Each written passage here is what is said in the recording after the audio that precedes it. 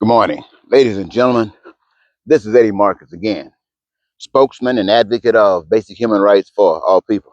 Kind of give me a second here to adjust this thing. I'm sitting out here on some grass. It's kind of deep. I'm not familiar with grass like this. This is Mississippi, and you really don't know if there might be some crawlies going through this stuff. Anyway, it's important enough for me to take that risk to share with you what I am here to do. You know, I was thinking. Those message that I always talk to you about. I talk to you about the best that life can produce, but the best that life has to offer. I talk about basic human rights that every human being is actually entitled to. And lately, at least of the past year, for me, I've begun to hear a lot of information about the Black Jesus. Now, many of you perhaps can go back much earlier than that.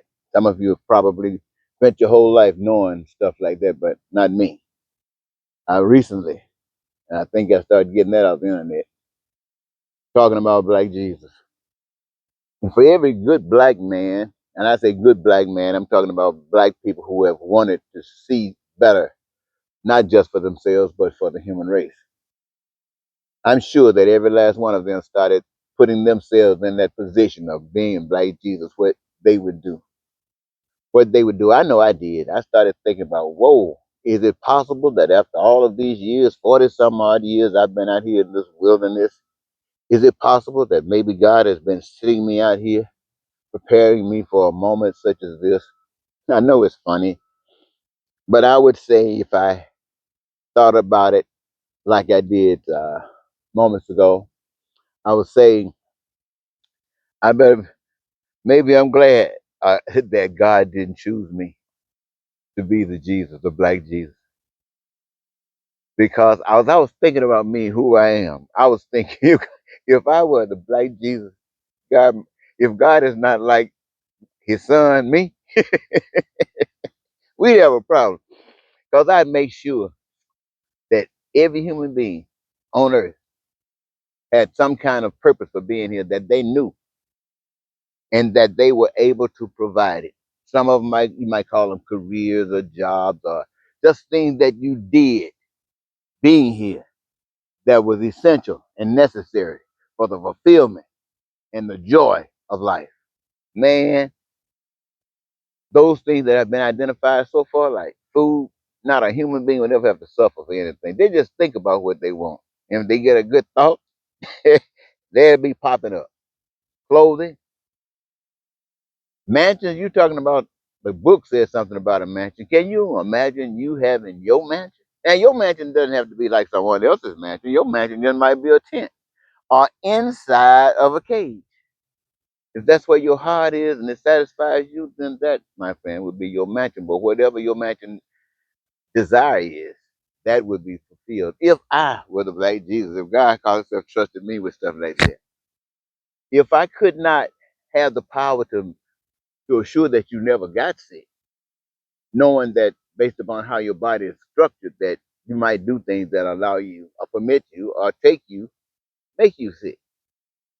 But I have before you every kind of medical profession you can imagine to address any kind of disability, any kind of sickness, any kind of illness that you might ever have. I have so I mean these would be people who would come into the world with this ambition, with this desire. I got to treat it. Can you imagine somebody in the bed sick and they have to have their diapers changed just like a baby or have to do that? I mean, to some people that's embarrassing, but it ain't no way out, so you just accept it. But just think about having someone there to take care of that in the way that it eradicates that, it takes away that. It's not gonna happen. I mean, whatever brings you to that point, out of the wisdom of God, handed down through we the people, we fix that.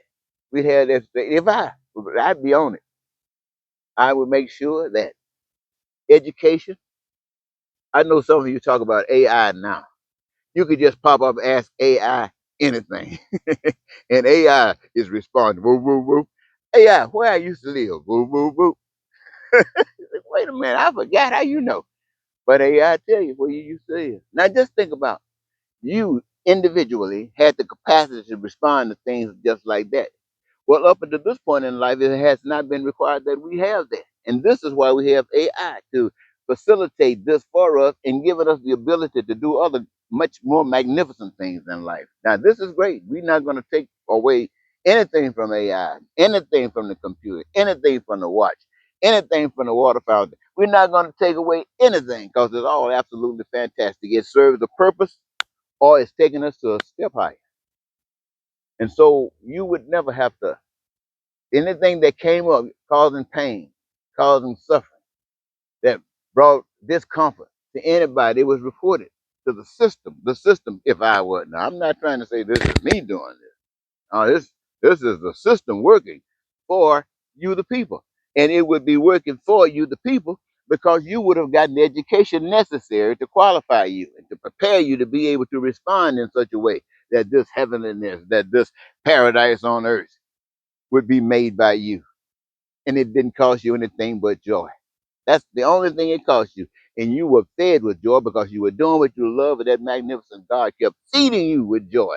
And that joy wasn't like some gas, you know, that run out. We overextended ourselves. No, that joy just keeps on flowing. Well, now, that's the way I think of myself, that if God made a mistake accidentally or did it intentionally, made me God, I mean, Jesus, shoot, this is what I'd be doing. And if I got adjudicated as being very negative and pissed off about it, I say I'm guilty. I would say guilty and take come with me. Now I remember back in when Donald Trump was first running for president of the United States. I didn't know too much about Donald Trump. I'd heard his name, like most folks, hear his name every now and then, maybe see his name written on a magazine cover or in the newspaper, but nothing to get your real attention. Not the average Joe Blow. But there were other people who were in this circle. And when he started running for president, these other guys called him, to paraphrase and put it all together, they called him the devil. And that's all they campaigned on, what they would do and what this devil, and I guess they was focusing on him because he had more publicity than they did. So, ooh, I gotta check that out, huh?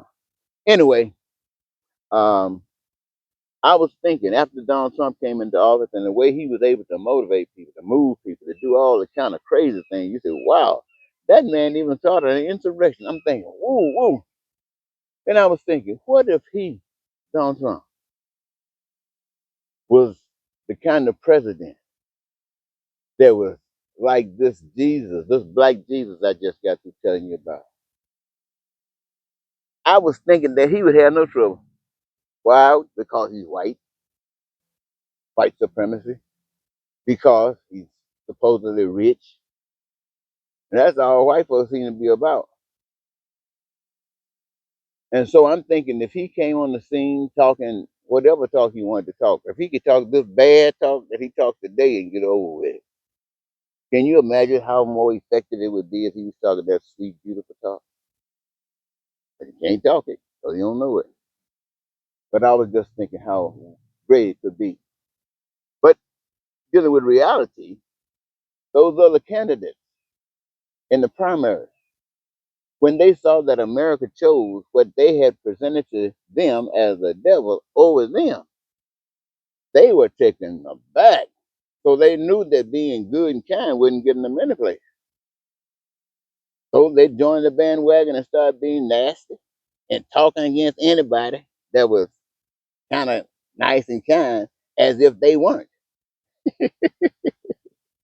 My, ladies and gentlemen, I'm just so glad I got a chance to share this moment with you. I was kind of bored sitting here waiting on my wife. She's here taking care of some things that's very important to all of us. And just thought I'd step outside of the hotel, find this spot, see if I could talk to you just for a moment. And I hope I have not wasted your time. In any event, I want to say thank you so very much once again. This is Eddie Martin.